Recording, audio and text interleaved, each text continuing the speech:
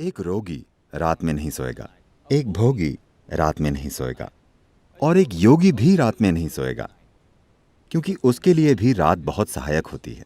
रोशनी आपको हर चीज अलग अलग करके दिखाती है। मान लीजिए लाइट चली गई।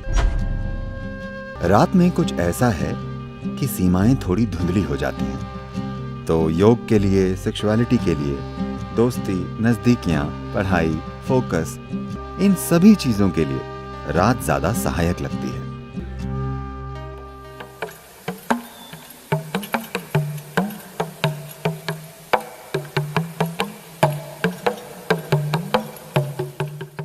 तीन तरह के लोग होते हैं जो रात में नहीं सोते।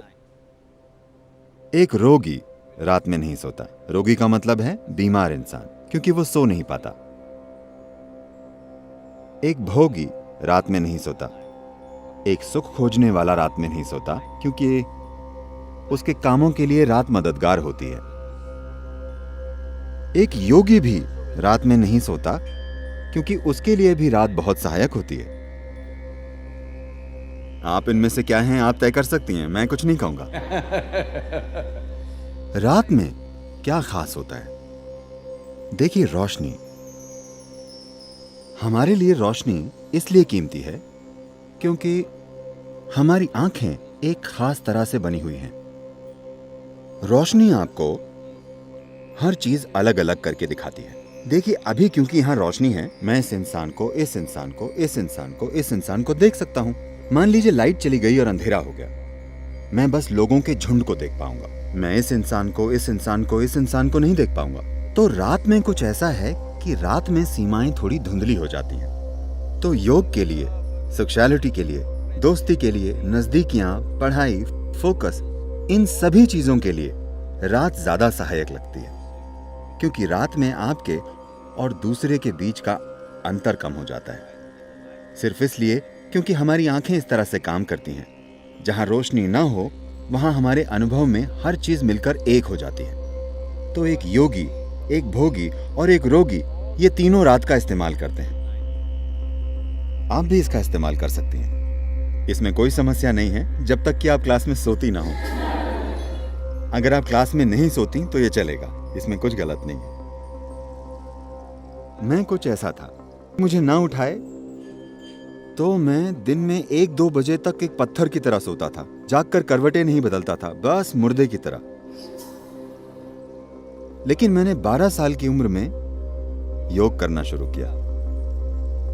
शायद 8 या 9 महीनों के बाद, उसके बाद चाहे जिस भी जगह पर होने पर, चाहे कहीं भी होने पर, 3:35, 3:40 पर जाग जाता हूं, क्योंकि उस वक्त प्रकृति में कुछ बदलाव होते हैं।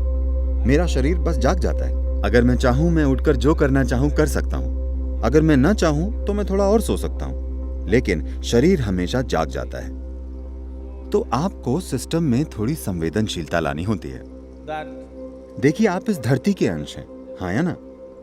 कोई इंसान अपने बारे में कुछ भी बकवास सोचे, लेकिन हम सब इस धरती से पॉपअप हुए हैं। आपने कंप्यूटर स्क्रीन पर पॉपअप देखे? पॉप अप, हाँ? आप बस पॉपअप हैं। आप गायब हो जाएंगे। आपको विश्वास नहीं होता कि आप चले जाएंगे। हाँ, मैं चला जाऊंगा? हाँ, वे सारे चतुर लोग, अनगिनत लोग जो इस धरती पर आपसे और मुझसे पहले घूमते थे, वे अब कहाँ हैं? नामो निशान नहीं है, सब मिट्टी हो गए। क्या ऐसा नहीं है?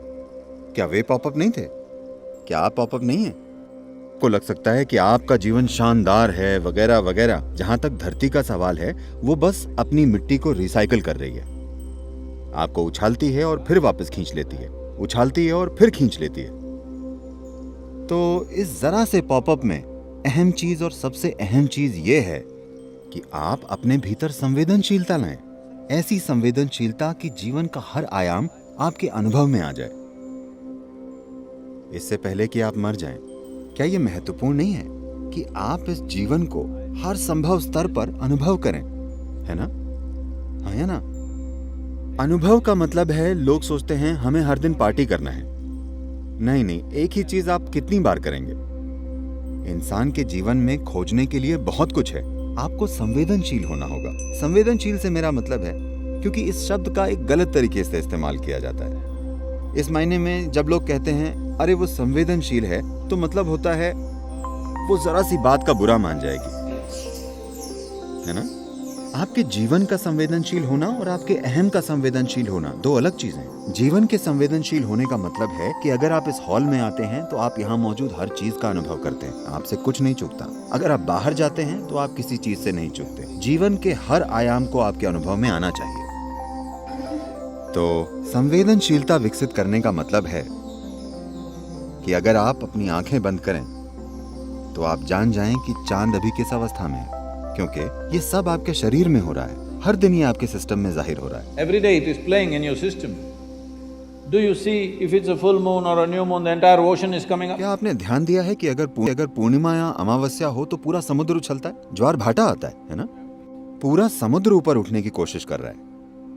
आपके शरीर का 72% पानी है। आपको लगता है कि कुछ नहीं उठता, ये उठता है। सूरज और चंद्रमा की हर स्थिति और कई चीजें जो धरती के साथ हो रही हैं, वो आपके साथ भी हो रही हैं। आपके जीवन को संवेदनशील बनना चाहिए, तभी आप जानेंगे कि आपके जीवन के हर पहलू को कैसे संभालें।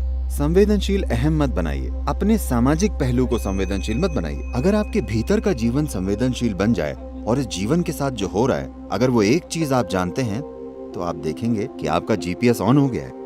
तब कोई समस्या नहीं होगी, आप कभी खोएंगे नहीं। इससे कोई फर्क नहीं पड़ता कि कौन क्या कहता है, आप कैसे हालात में पहुंच गए हैं, आप कभी भटकेंगे नहीं, क्योंकि आपका जीवन संवेदनशील है। इस जीवन की बस यही जरूरत है कि इसे एक जीवन के रूप में संवेदनशील बनना है। अभी हमने एक ऐसा मनोवैज्ञानिक ढांचा विकसित कर लिया है जिसका जीवन से कोई लेना देना नहीं है। इसका थोड़ा सरोकार सामाजिक पहलू से है, पर जीवन से कोई लेना देना नहीं है।